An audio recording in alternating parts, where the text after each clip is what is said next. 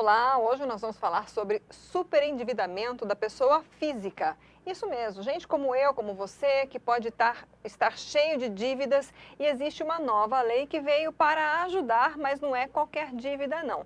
A nossa convidada é a advogada tributarista Juliana Bueno. Obrigada, Juliana, por ter aceito o nosso convite de estar aqui. Conta já pra gente o que é a Lei 14.181, né, de 2021, uma lei recente. O que ela trouxe? Que tipos de normas ela alterou? Certo. Olá, agradeço o convite e poder contribuir um pouco de informação. Nessa lei foi sancionada dia 2 de julho. No Brasil não existia nenhum modelo de falência de pessoa física.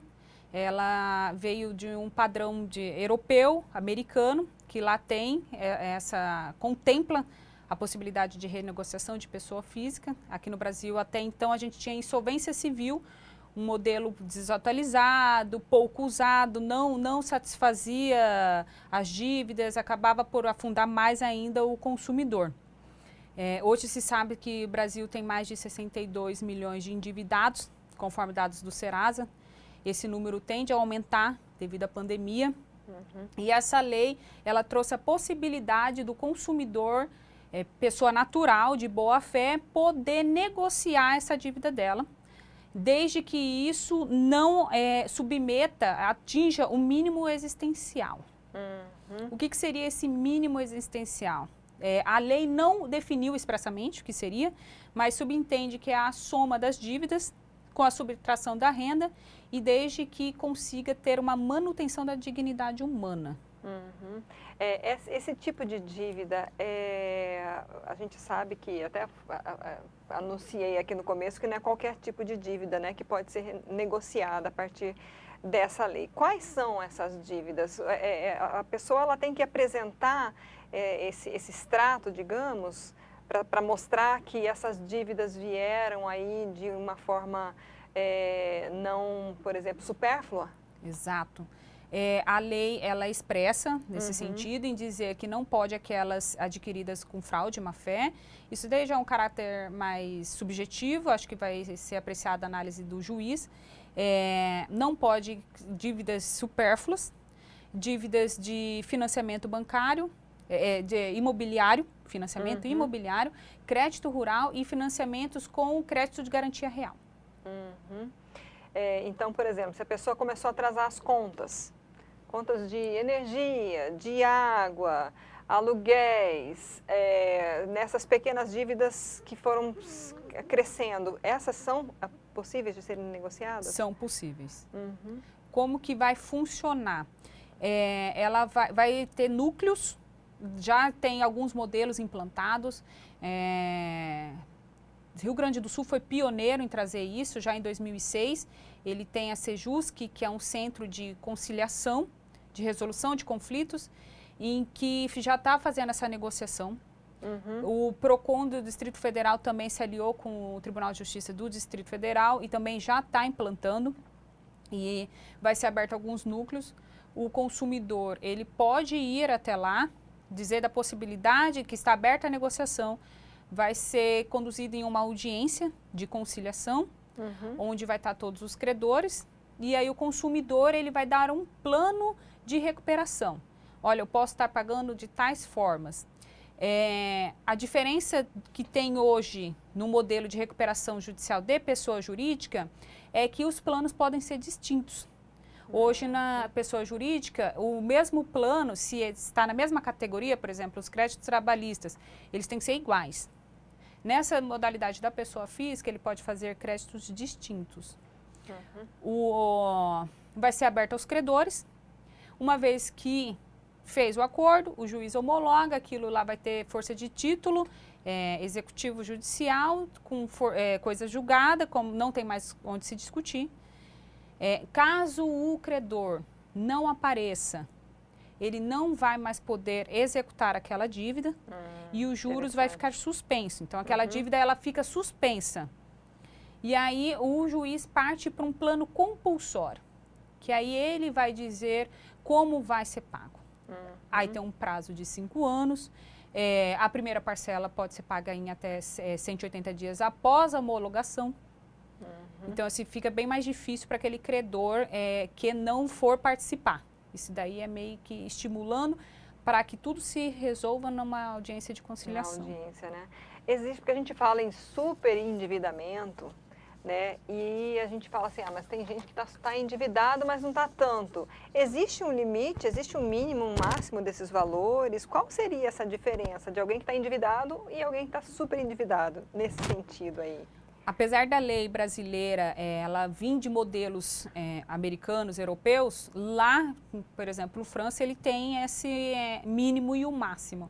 No Brasil, não foi estipulado esse mínimo e máximo. Pode ser que, por ser uma lei nova, isso vá ser contemplado, reajustado, conforme for o andamento dessas negociações, mas também fica difícil distinguir um mínimo e um máximo, tendo em vista que a gente vai negociar consumidores que têm uma renda de um salário mínimo até aqueles que têm a renda de mais de 10 salários mínimos. Então também não existe essa distinção de classe social do consumidor. Pode ser uma pessoa que tem aí como uma renda mínima ou alguém que tem uma renda muito grande, mas também se endividou demais, independe disso. Exatamente. Você falou em recuperação judicial, então, na verdade, essa lei, ela acabou instituindo efetivamente a recuperação judicial da pessoa física? Você fala da pessoa jurídica? Não, e da pessoa física, né? A gente já tem um modelo da pessoa jurídica muito usado aqui, e aí não existia da pessoa física, né? Então agora, com essa introdução em julho, a gente já tem essa possibilidade do consumidor, pessoa natural, pessoa física, tá usando desse benefício. Quem são, assim, as pessoas que estão...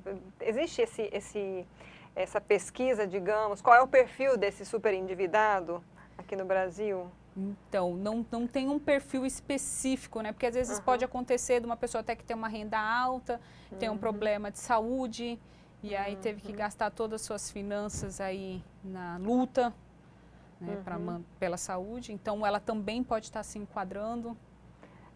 Existe também esse rol de contas que possam ser utilizadas? Você falou de saúde, a gente já citou aqui as contas básicas, né?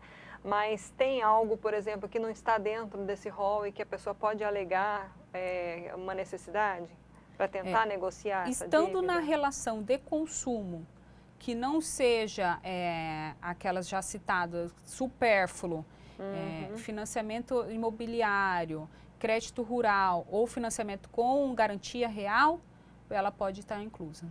E necessariamente precisa ser via judicial essa negociação? Porque você citou PROCON em outros estados, né? Sim, tem modelos fazendo extrajudicial com o ACEJUSC, que é esse centro de conciliação. Então, caso consiga uma conciliação lá, ela pode já finalizar ali dentro mesmo, extrajudicialmente, sem ter que ir para o judiciário.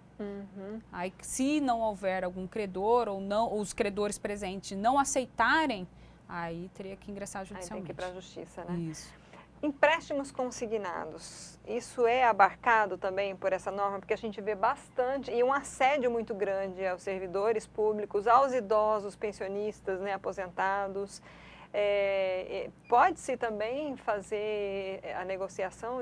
Tem gente que tem tanto empréstimo consignado que praticamente não recebe nada no final do mês, né? É exatamente nessa linha que a lei foi instituída. Para essas pessoas que fazem muito empréstimo consignado, para proteger um pouco desses idosos, que eles que são mais vulneráveis, né? Às vezes, numa ligação, esse pessoal que vende, fazem propaganda enganosa, vão lá e fazem esses tipos de empréstimo consignado. Então, é para amparar isso também. Trazendo assim orientações preventivas, doutora, o que a gente poderia passar para as pessoas que já estão então endividadas, vão ter essa oportunidade, mas para elas não caírem, digamos, em novas despesas? Que tipo de orientações você pode dar? Acho que é sempre não comprar no impulso. Quando é um financiamento, um crédito consignado, analisar bem as cláusulas. Que hoje até essa lei também está trazendo isso, que haja mais transparência nessas negociações. E se precisar, se estiver endividada, vai atrás dessa negociação. Outra questão que essa lei também traz, que se a pessoa precisar novamente desta negociação, se ela quitou todos os débitos dela, daqui 2 anos ela também pode fazer uma nova negociação. Ah, sim. Então, ela teria um prazo aí... De 2 anos para negociar de novo. Uhum. Se dentro desse tempo ela se endividou novamente, o juiz vai analisar a questão de boa-fé, e aí ela pode estar usando desse benefício novamente. Falando em revisão de contratos, né? Como é que a pessoa ela pode, antes de assinar, tentar compreender ou onde ela pode buscar ajuda, digamos, antes de assinar um contrato? Olha, tem o PROCON que poderia estar fazendo essa pré-análise. Nós temos a defensoria também, que aí já seria um lado mais contencioso, tipo, depois de ter uma execução. E quem puder ter um advogado para estar analisando as cláusulas é sempre melhor.